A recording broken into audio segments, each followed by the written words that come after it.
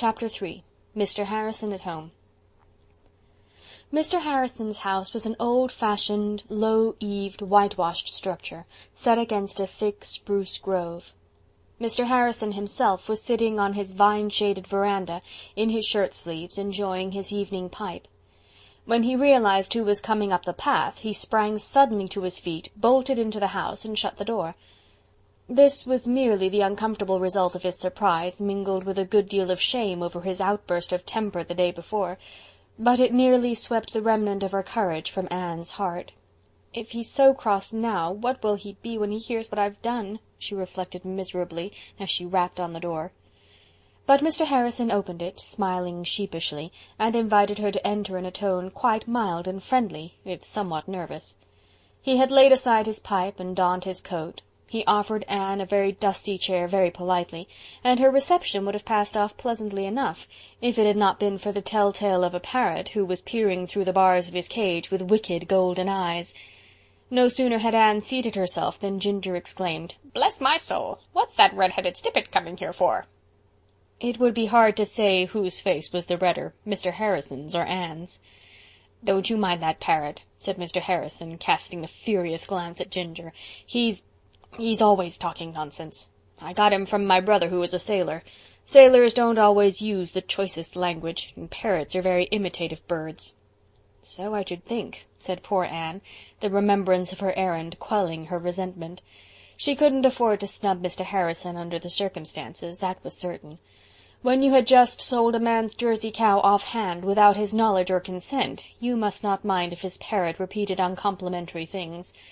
Nevertheless, the red-headed snippet was not quite so meek as she might otherwise have been.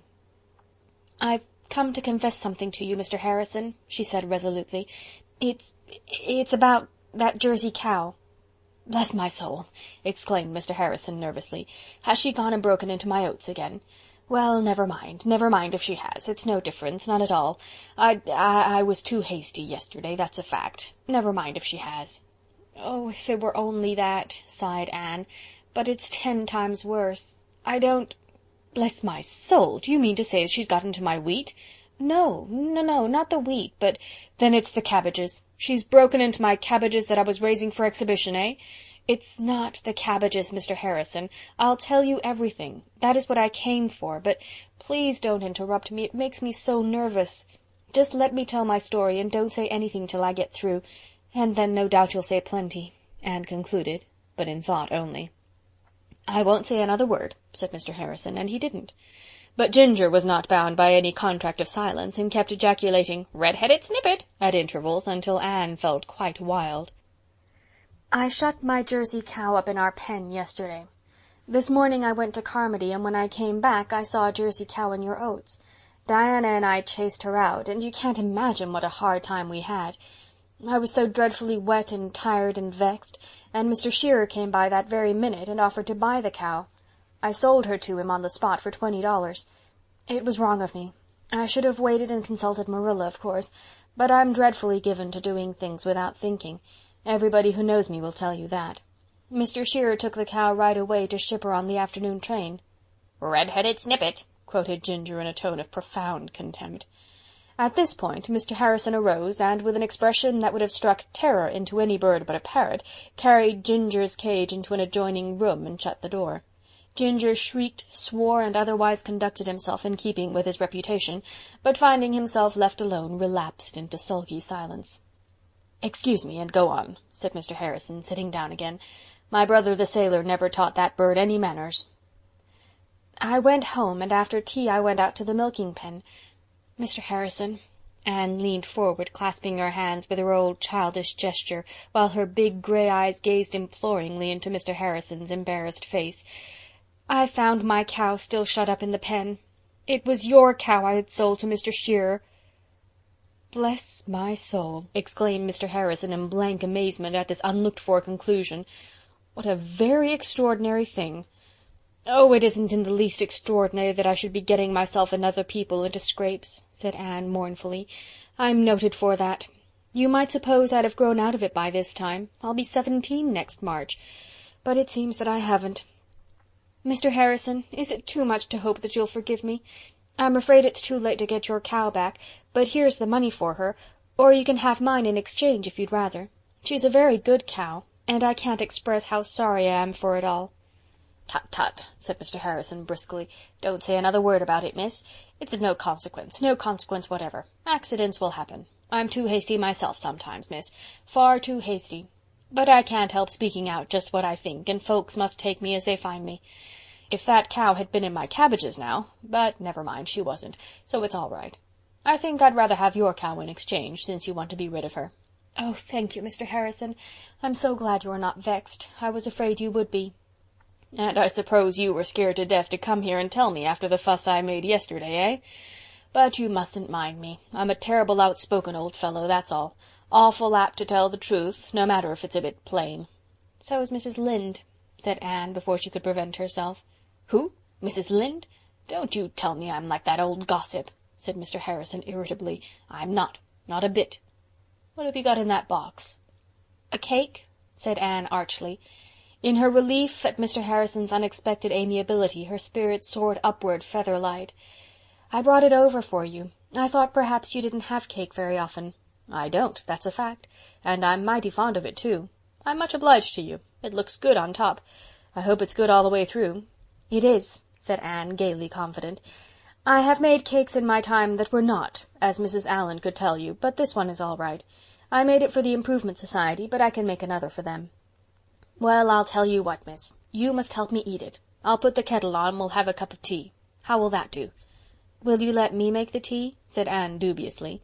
Mr. Harrison chuckled. "I see you haven't much confidence in my ability to make tea. You're wrong. I can brew up as good a jorum of tea as you ever drank. But go ahead yourself. Fortunately it rained last Sunday, so there's plenty of clean dishes." Anne hopped briskly up and went to work. She washed the teapot in several waters before she put the tea to steep. Then she swept the stove and set the table, bringing the dishes out of the pantry. The state of that pantry horrified Anne, but she wisely said nothing. Mr. Harrison told her where to find the bread and butter and a can of peaches. Anne adorned the table with a bouquet from the garden and shut her eyes to the stains on the tablecloth. Soon the tea was ready, and Anne found herself sitting opposite Mr. Harrison at his own table, pouring his tea for him, and chatting freely to him about her school and friends and plans. She could hardly believe the evidence of her senses. Mr. Harrison had brought Ginger back, averring that the poor bird would be lonesome, and Anne, feeling that she could forgive everybody and everything, offered him a walnut. But Ginger's feelings had been grievously hurt, and he rejected all overtures of friendship. He sat moodily on his perch and ruffled his feathers up until he looked like a mere ball of green and gold. "Why do you call him Ginger?" asked Anne, who liked appropriate names and thought Ginger accorded not at all with such gorgeous plumage. "My brother the sailor named him.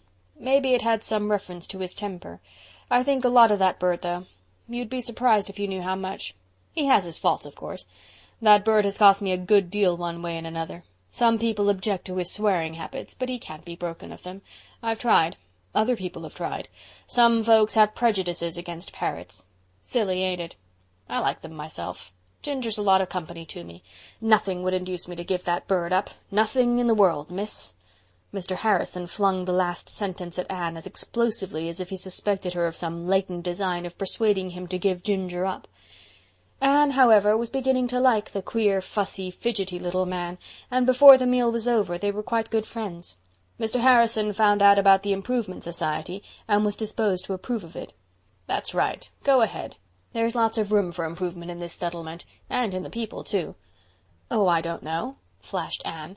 To herself or to her particular crony she might admit that there were some small imperfections, easily removable, in Avonlea and its inhabitants.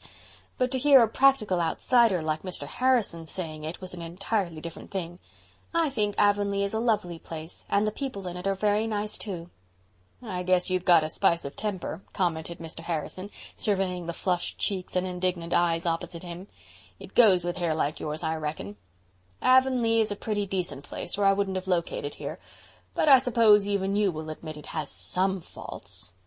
"I like it all the better for them," said loyal Anne. "I don't like places or people either that haven't any faults. I think a truly perfect person would be very uninteresting. Mrs. Milton White says she never met a perfect person, but she's heard enough about one. Her husband's first wife. Don't you think it must be very uncomfortable to be married to a man whose first wife was perfect?" "It would be more uncomfortable to be married to the perfect wife," declared Mr. Harrison with a sudden and inexplicable warmth. When tea was over, Anne insisted on washing the dishes, although Mr. Harrison assured her that there were enough in the house to do for weeks yet. She would dearly have loved to sweep the floor also, but no broom was visible, and she did not like to ask where it was, for fear there wasn't one at all. "You might run across and talk to me once in a while," suggested Mr. Harrison when she was leaving. "'Tisn't far, and folks ought to be neighbourly. I'm kind of interested in that society of yours. Seems to me there'll be some fun in it. Who are you going to tackle first?" "We are not going to meddle with people, it is only places we mean to improve," said Anne in a dignified tone. She rather suspected that Mr. Harrison was making fun of the project. When she had gone, Mr. Harrison watched her from the window, a lithe, girlish shape, tripping light-heartedly across the fields in the sunset afterglow. "I'm a crusty, lonesome, crabbed old chap," he said aloud, "but there's something about that little girl makes me feel young again. And it's such a pleasant sensation, I'd like to have it repeated once in a while." "Red-headed snippet," croaked Ginger mockingly. Mr. Harrison shook his fist at the parrot. "You ornery bird," he muttered, "I almost wish I'd wrung your neck when my brother the sailor brought you home. Will you never be done getting me into trouble?" Anne ran home blithely and recounted her adventures to Marilla, who had not been a little alarmed by her long absence, and was on the point of starting out to look for her. "It's a pretty good world after all, isn't it, Marilla?" concluded Anne happily. "Mrs. Lynde was complaining the other day that it wasn't much of a world. She said whenever you looked forward to anything pleasant you were sure to be more or less disappointed.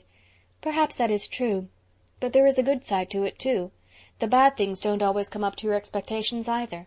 They nearly always turn out ever so much better than you think.